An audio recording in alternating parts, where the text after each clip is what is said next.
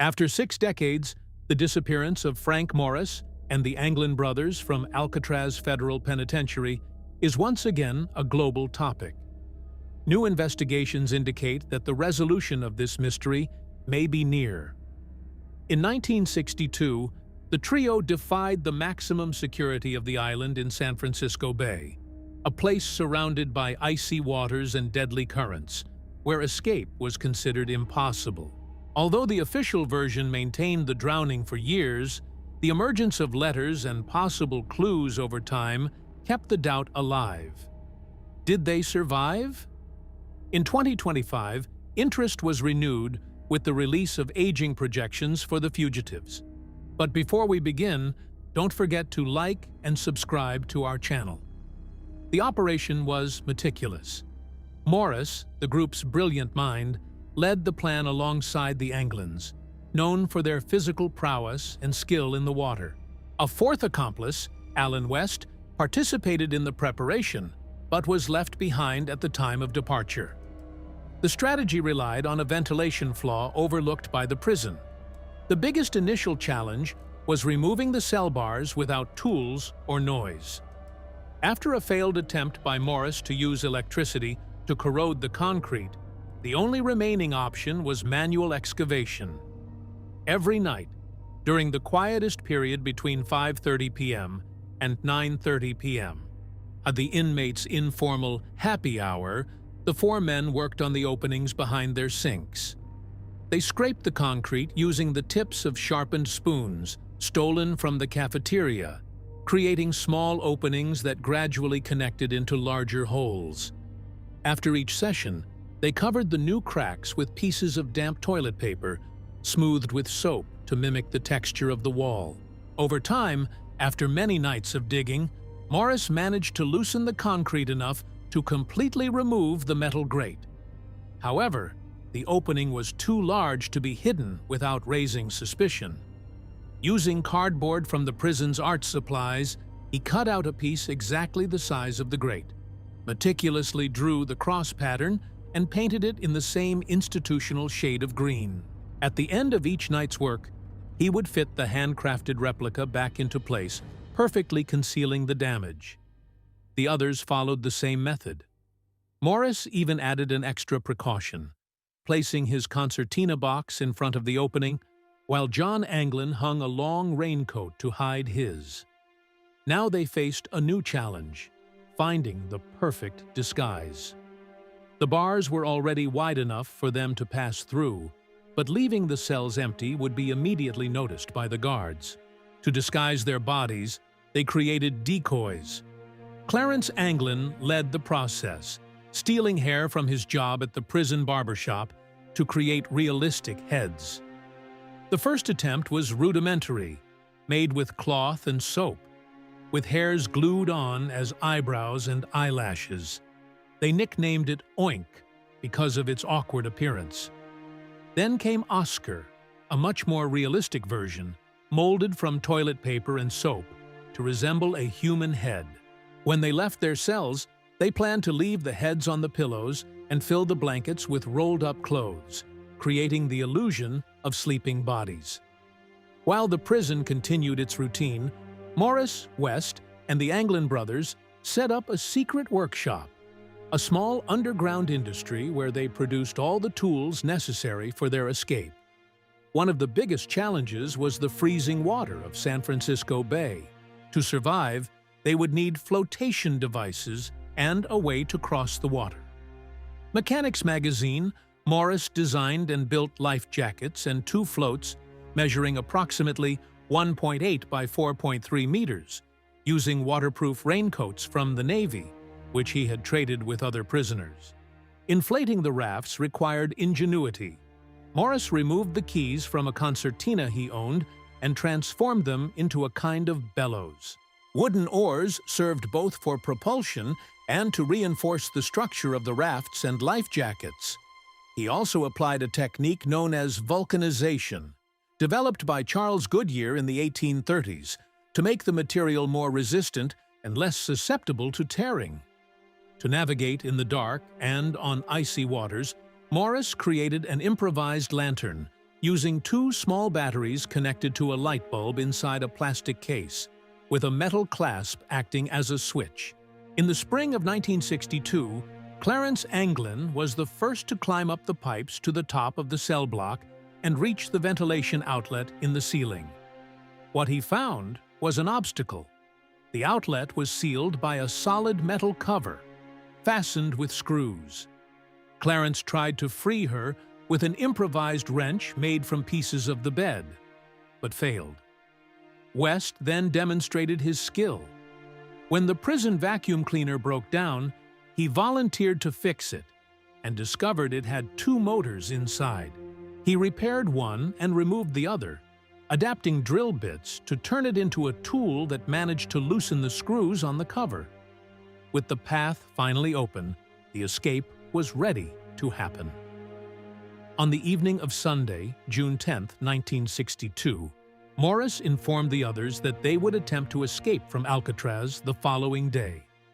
On the night of June 11, 1962, after the lights went out at 9:30 p.m., Morris and the Anglin brothers placed their false heads on the pillows and silently left their cells. They made their way down the dark corridors to the ventilation shaft in the ceiling. Of the four men, Alan West had not yet managed to fully open the hole in his cell. The concrete edges still blocked his way. While he worked inside, Clarence Anglin tried to widen the opening from the other side using a pipe supplied by Morris. But the noise might alert the guards. Even in a panic, West continued breaking through the concrete. Meanwhile, the Anglins grew restless. Fearing to lose their chance, they left West behind and continued on. Around 10:30 p.m., Morris managed to open the hatch leading to the roof. A noise echoed through the guard gallery. A guard described the sound as someone hitting an empty metal drum of about 200 liters with the palm of their hand. He reported it to the lieutenant on duty, who investigated but found nothing. The escapees ran across the roof, but in their haste dropped an oar and abandoned a life jacket and a spare raft. They reached the edge and climbed down a pipe about 13.7 meters long along the wall of the prison kitchen. John Anglin climbed down too forcefully, producing another loud bang at 10:45 p.m., alerting the guards again. Around 11 p.m., Morris and the Anglin brothers had probably reached the shore. They boarded the raft, put on their life jackets, loaded their supplies, and entered the icy waters, disappearing into the night. Meanwhile, West continued his struggle. At 1:40 a.m., he finally managed to break through the concrete. He climbed onto the roof and found the place empty. His companions had already disappeared. For a moment, he hesitated, perhaps weighing his options, before going back through the ventilation shaft, returning to his cell, and lying down. He had been left behind. The following morning at 7:15 a.m., Officer Lawrence Bartlett conducted the routine head count in Block B. When he tried to wake Clarence Anglin, he received no response. Alarmed, he called Lieutenant Bill Long. Long knelt before the cell and put his head close to the bars. "I stuck my left hand through the bars, hit the pillow, and yelled to stand up for the count," he later recalled. The pillow fell, and the false head rolled to the floor, revealing a broken nose from the fall. At the same time, another guard shouted from Morris's cell, "I've got one here too!" Long ran to the phone, and the alarm rang throughout Alcatraz. In that instant, it became clear that some of the prison's most famous inmates had disappeared, leaving behind only convincing illusions and a mystery that would last for decades. Following the escape, an unprecedented search was launched in the bay, along the coast, and in the skies. Authorities discovered the men's secret workshop, where every tool, dummy, and piece of survival equipment had been carefully crafted. Sniffer dogs followed the trail to the water's edge, but no further. Over the next 10 days, various military and police forces searched the area by air, sea, and land. On June 14th, a Coast Guard vessel found an oar floating about 180 meters off the south coast of Angel Island. In the same area, workers found a wallet wrapped in plastic containing names, addresses, and photos of friends and family of the Anglin family. A week later, on June 21st, a life jacket washed up on Cronkite Beach, nearly 4.8 kilometers from the Golden Gate Bridge. The following day, another life jacket was found about 45 meters from Alcatraz, still with its straps attached. Besides these traces, no other sign of the men was found. Testimonies further increased the mystery. San Francisco police officer Robert Cecchi stated that he saw a fishing boat near the island on the night of the escape, which then headed towards the Golden Gate Bridge. Some believed the prisoners had planned an outside rescue. The FBI, however, dismissed this hypothesis, noting that unauthorized vessels could not get that close to the island. Initially, the agents believed that the ferry had capsized and that the men had drowned, since important belongings were left behind. However, as no bodies were found, the possibility that they reached land could never be ruled out. On July 17th, a month after the escape, the Norwegian ship SS Norefjell spotted a body floating about 28 kilometers from the Golden Gate Bridge. Lacking proper storage facilities and unable to communicate with the Coast Guard, the crew was unable to recover it. San Francisco County Coroner Henry Turkle doubted the body belonged to one of the escapees, pointing to the improbability of a corpse remaining afloat for more than a month. He suggested it was more likely Cecil Philip Herman, a 34-year-old baker who had jumped from the Golden Gate Bridge 5 days earlier. Interviews played a crucial role in the FBI investigation, and Alan West, who had been left behind on the roof, became the most valuable witness. Bitter at being abandoned, West described the escape plan in detail. According to him, the group intended to row north to Angel Island, rest briefly, and then swim across Raccoon Sound to the shores of Marin County. Once ashore, they planned to steal a car, rob a clothing store, and disperse in different directions. Despite this testimony, the FBI maintained its position that survival was highly improbable. The bay's icy waters and strong currents would have made crossing nearly impossible. The official report concluded that the raft was never found and that no robbery or suspicious activity on the mainland could be linked to the fugitives. In the days following the escape, hoax calls and false allegations surfaced. A man claiming to be John Anglin called San Francisco attorney Eugenia McGowan, attempting to arrange a meeting with federal officials. When she refused, the call was abruptly ended. A postcard sent to the FBI appeared with the message, "Ha ha ha, we did it. Frank, John, and Clarence." Analysis of the handwriting and fingerprints proved it was a hoax. Another man claimed to be Morris when he called acting principal Arthur Dollison, but hung up when questioned about personal details that only the real Morris would know. The Alcatraz escape, coupled with the escalating costs of maintaining the prison on the island, sealed their fate. On March 21, 1963, the federal government officially closed Alcatraz. Yet, the question remains, did they survive? Many experts initially dismissed the possibility that the escapees had reached the shore.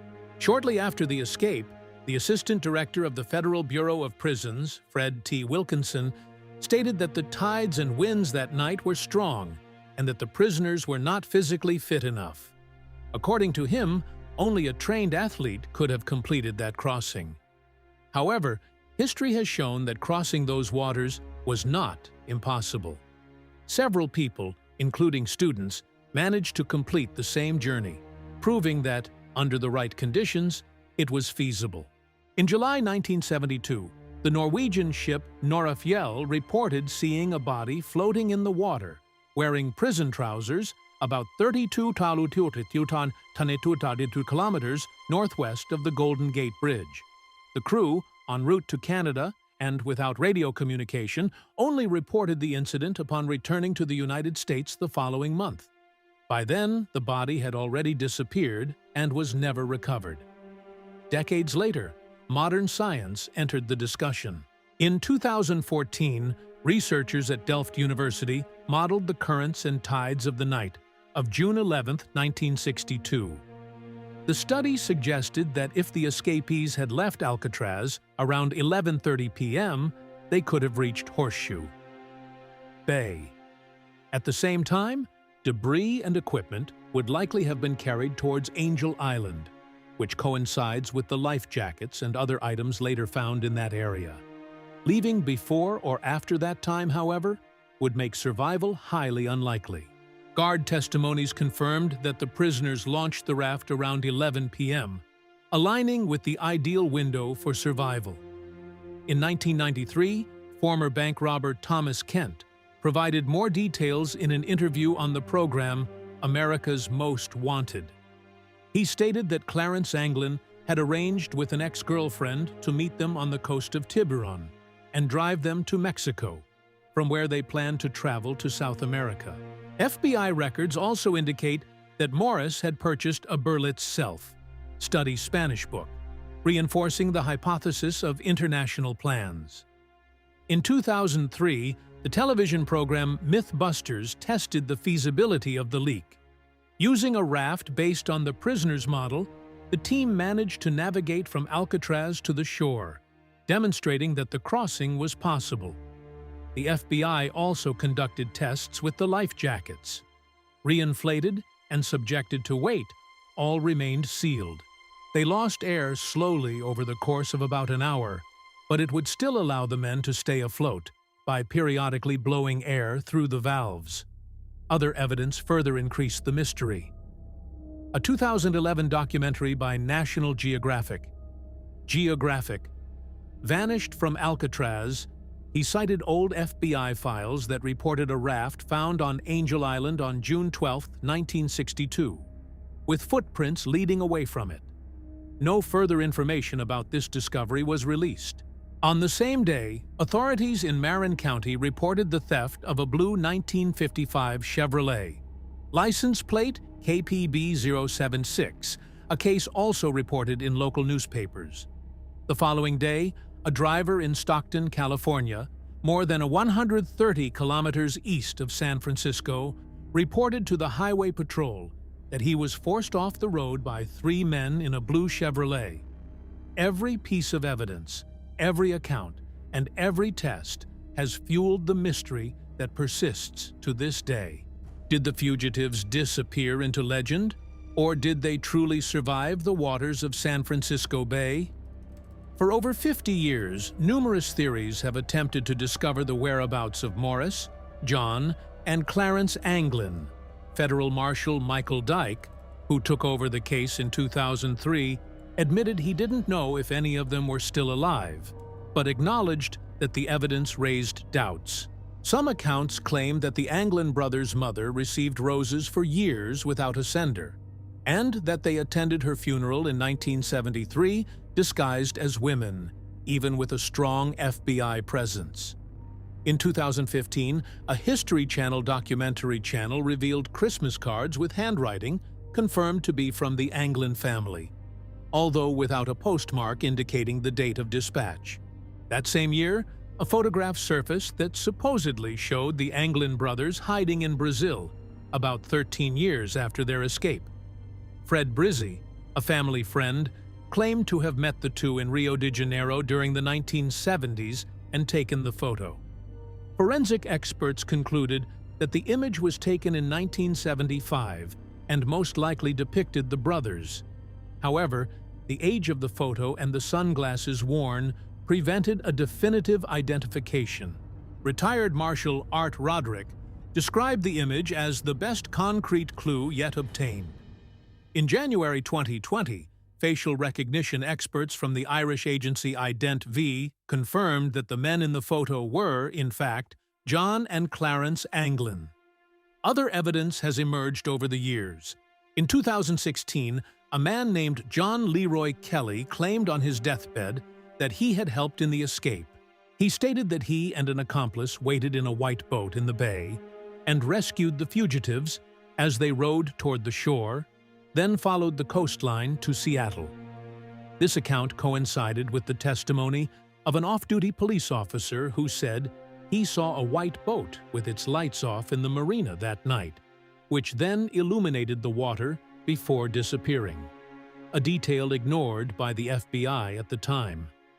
In January 2018, a letter allegedly written by John Anglin surfaced. In it, he claimed to have cancer and said he would turn himself in if the authorities publicly guaranteed that he would not be imprisoned for more than a year and would receive medical treatment. The letter also stated that Clarence had died in 2008 and Morris in 2005.